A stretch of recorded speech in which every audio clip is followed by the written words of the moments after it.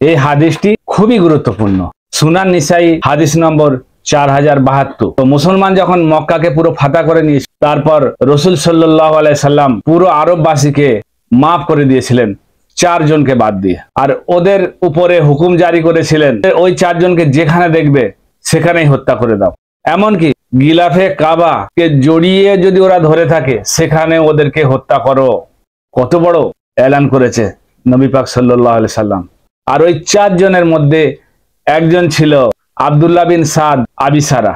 এ ছিল হযরত উসমান রাদিয়াল্লাহু আনহুর রিশতেদার, আর উনি একে লুকিয়ে রেখেছিলেন।